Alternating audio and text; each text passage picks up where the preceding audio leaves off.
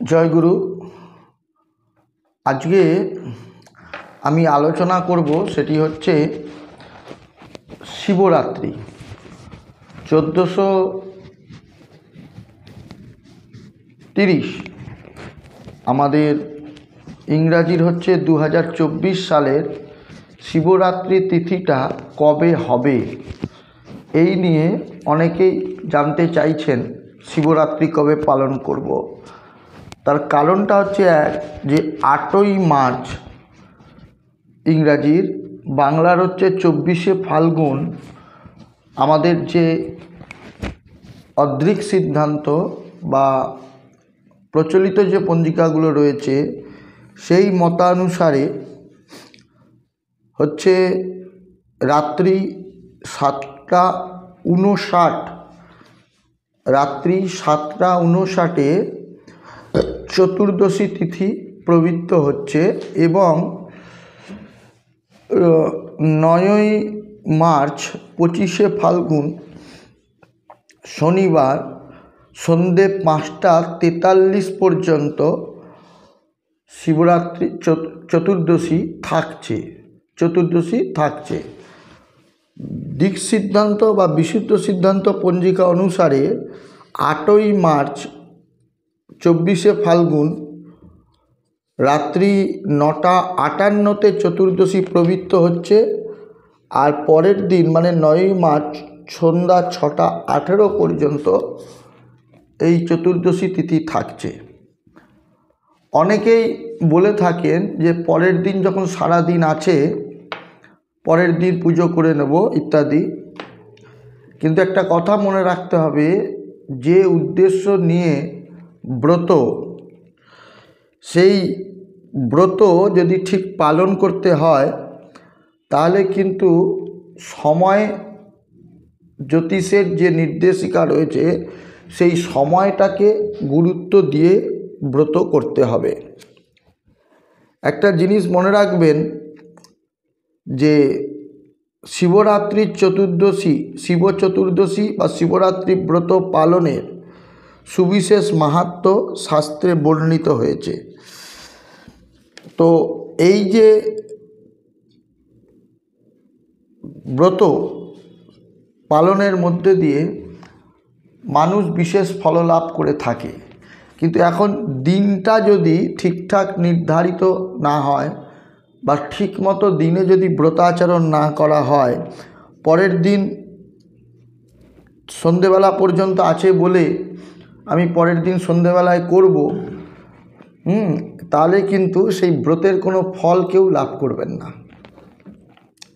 কারণ কি না, দেখুন ঈশান সংহিতায় বলছে মাঘ কৃষ্ণ চতুর্দশ্যাম আদিদেব মহানিশি শিবলিঙ্গ তয়দ্ভূত কোটি সূর্য সমপ্রভ তৎকাল ব্যাপিনী গ্রাহ্যা শিবরাত্রি ব্রতে তিথি। অর্থাৎ এর অর্থটা হলো এই, মুখ্য চান্দ্র মাঘ মাস, এখানে যে মাঘ মাসের কথা বলা হয়েছে এটা হচ্ছে মুখ্য চান্দ্র মাঘ মাস। এই মুখ্য চান্দ্র মাঘ মাসের কৃষ্ণপক্ষের চতুর্দশীতে আদিদেব অর্থাৎ ভগবান শঙ্কর মহানিশায় শিবলিঙ্গ রূপে উদ্ভূত হয়েছিলেন। যেই লিঙ্গটা ছিল কীরকম দেখতে না, কোটি সূর্য সমপ্রভ, কোটি সূর্যের সমান প্রভা সম্পন্ন। তাই তৎকাল ব্যাপিনী গ্রাহ্যা শিবরাত্রি ব্রতে তিথি। তাই বলছে যে তৎকাল অর্থাৎ সেই মহানিশা যেদিন চতুর্দশী পাবে সেদিনকেই শিব চতুর্দশী ব্রত উদযাপন করবে। এটাই কিন্তু শাস্ত্রীয় বিধি। এখন কেউ যদি এই শাস্ত্রবিধিকে না মেনে পরের দিন ব্রতাচরণ করেন তাহলে সেই শিবরাত্রি ব্রত পালনের কোনো ফল হবে না। এখন প্রশ্ন হতে পারে মহানিশা কাকে বলে? শাস্ত্র সেই বিষয়ে বলে দিয়েছে, মহানিশা दे घटी के मध्यम জাময় অর্থাৎ রাত্রির মধ্যম দুটি প্রহর। আপনারা জানি দিনের বেলায় 4টি প্রহর হয়, রাত্রে 4টি প্রহর হয়, তাহলে মাঝের যে দুটো প্রহর, দ্বিতীয় প্রহর এবং তৃতীয় প্রহর, এর যে 2 প্রহরের যে মুহূর্ত সেটাই হচ্ছে মহানিশা। আচ্ছা, মিলন আবার অন্যত্র বলা হয়েছে দিবামানঞ্চ यामद जामार्धमेव च तदर्धमपि मुहूर्त तदर्धम दंडयिष्यते। अर्थात एक जाम माने होच्छे एक प्रहर, ताहले 4टी प्रहरे एकटी दिन बा एकटी रात्रि, 4 मुहूर्ते आबार एकटी जाम, 4टी मुहूर्त निये এইভাবে হিসাব করে আমরা নিশার হিসাবটা পাই। মহানিশা মানে হলো যে এই আমাদের যে দ্বিতীয় যে প্রহর এবং তৃতীয় প্রহরের মাঝের যে 2টি মুহূর্ত, অর্থাৎ দ্বিতীয় প্রহরের শেষ মুহূর্ত এবং তৃতীয় প্রহরের শুরুর মুহূর্ত, এই হচ্ছে মহানিশা। এই যে 2টি প্রহরের মিলন মহানিশা। এইটা ক্যালকুলেট করতে হলে যেটা করতে হবে যে এই যে 8 তারিখ, এই দিনকে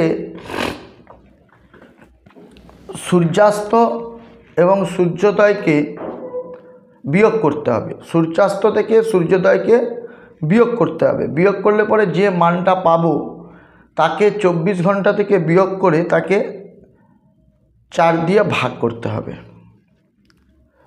তাহলে এক একটা ভাগের মানকে বলা হচ্ছে জাম। এই এক একটা ভাগের মানকে আবার 4 দিয়ে ভাগ করতে হবে, তাহলে এক একটা মুহূর্ত পাবো, কম বেশি 45 মিনিট করে। তাহলে শেষ দ্বিতীয় প্রহরের শেষ মুহূর্ত, তৃতীয় প্রহরের শুরুর মুহূর্ত, এই হচ্ছে মহানিশা। এটা যেদিনকে পাবে সেদিনকেই শিবরাত্রির ব্রত করতে বলা হয়েছে। শাস্ত্র সেরকম বলছেন, তৎকাল ব্যাপিনী গ্রাহ্যা শিবরাত্রি ব্রতে তিথি। অন্যথায় যারা পরের দিন সন্ধে পর্যন্ত আছে বলে করবেন তাদের সেই ব্রতাচরণ নিষ্ফল হবে। কেন? এবার অনেকের প্রশ্ন হতে পারে যে 4 প্রহরে তো পুজো করতে হবে। এখন পঞ্জিকা অনুসারে সূর্যাস্ত যা রয়েছে তাতে আমরা দেখতে পাচ্ছি 5:40 নাগাদ, প্রায় 2 পঞ্জিকাতেই প্রায় 5:40 নাগাদ হচ্ছে সূর্যাস্ত রয়েছে, কিন্তু তখন তো চতুর্দশী লাগছে না। হ্যাঁ, শাস্ত্রীয় অভিমত হচ্ছে, শাস্ত্র শিবরাত্রি ব্রত পালনের ক্ষেত্রে যে বিধিবাক্য বলেছে সেখানে কিন্তু পরিষ্কার বলেছে যে শুধু শিবরাত্রি নয়, আপনারা যদি ভালো করে পুজোটা দেখেন, জন্মাষ্টমী বিহিত যে ব্রতাচরণ আছে সেখানেও দেখেন, সেখানেও মহানিশার কথা বলা হয়েছে। এখানে দেখবেন যে কোনো ব্রত আজকের দিনে যে ফল প্রদান করে না ব্রতাচরণকারীকে, তার মুখ্য কারণ হচ্ছে আমরা শাস্ত্রবিহিত ফল লাভে কামনা করি, কিন্তু শাস্ত্র বিধিমার্গে ব্রতাচরণ করি না। এটাই হচ্ছে মুখ্য কারণ ব্রতাচরণ করে ফল লাভ না করার। শাস্ত্রীয় বিধি হচ্ছে যিনি শিবরাত্রি ব্রত করবেন তাকে একটা পদ্ধতিতে ব্রত পালন করতে হবে। সেটি শিবরাত্রির যে ব্রত কথা রয়েছে তাতেও পরিষ্কার স্পষ্টভাবে বলা আছে যে পূর্বদিন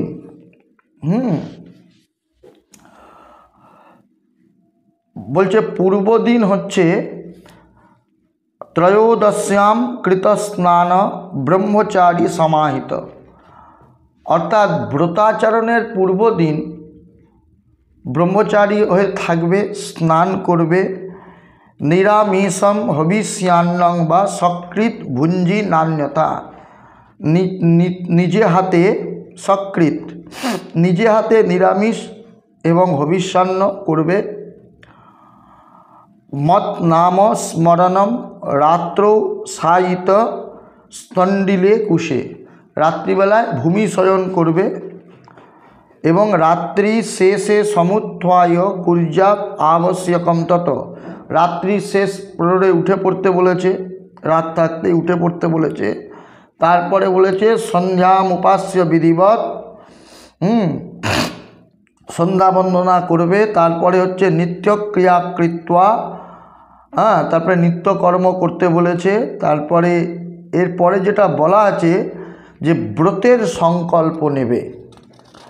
ব্রতের যে কোনো ব্রতাচরণের ক্ষেত্রে পূর্বাহ্নের মধ্যে সংকল্প নিতে হয়। সেই জন্মাষ্টমী বিহিত পূজা হোক আর শিবরাত্রি বা শিব চতুর্দশী বিহিত শিব পূজার যে ব্রত হোক, তার সংকল্পটা কিন্তু পূর্বাহ্নে নিতে হবে। 8ই মার্চ এবার শিবরাত্রি পড়েছে, সেই মতো সেটা যদি ত্রয়োদশী থাকে ত্রয়োদশী তিথিতে, বা চতুর্দশী থাকলে চতুর্দশী তিথিতেই। যদি শিবরাত্রি বিহিত যে ব্রত পদ্ধতি আপনারা অনুসরণ করেন, তাহলে দেখবেন ব্রতের যে সংকল্প গ্রহণের কথা বলা হয়েছে সেইখানে পরিষ্কার ওই তিথিটা ত্রয়োদশী অর দিয়ে চতুর্দশী এই শব্দ কিন্তু আছে। যদি সংকল্পটা ঠিকঠাক না হয় তাহলে কিন্তু ব্রতাচরণটা ঠিক হবে না। এখন চতুর্দশী থাক অথবা ত্রয়োদশী থাক, আপনাকে সংকল্প গ্রহণ করে নিতে হবে ওই দিন পূর্বাহ্নে। এবং সূর্যাস্তের সাথে সাথে যে প্রহর, সেই প্রহর থেকেই আপনাকে পূজা আরম্ভ করতে হবে। মহানিশায় গিয়েও পুজো হবে, তাতে চতুর্দশী অবশ্যই থাকতে হবে। দেখুন পঞ্জিকাকারগণ তারা যে বলে দিয়েছেন, তারা বিচার বিশ্লেষণ করে শাস্ত্রবাক্য ধরেই কথাগুলো বলেছেন। যদি দুদিন ব্যাপিনী ত্রিসন্ধ্যা পেত তাহলে পরের দিনই হতো, কিন্তু পরের দিন ত্রিকাল পায়নি। ত্রিকাল পেল, পরের দিন ত্রিকাল পেলেও মহানিশা পায়নি, পূর্বদিন মহানিশা পেয়েছে। সেই কারণে যেহেতু শিবরাত্রির ব্রতে মহানিশাটা অত্যন্ত গুরুত্ব দেওয়া হয়েছে, সেই কারণে 8 তারিখই শিবরাত্রির ব্রত আচরণ করতে হবে। অন্য কোনো তিথিতে ব্রতাচরণ করা, অর্থাৎ 9 তারিখে শিবরাত্রি বিহিত যারা শিব চতুর্দশীর উপোস ব্রত ইত্যাদি করবে, সেটা কিন্তু নিষ্ফল হবে।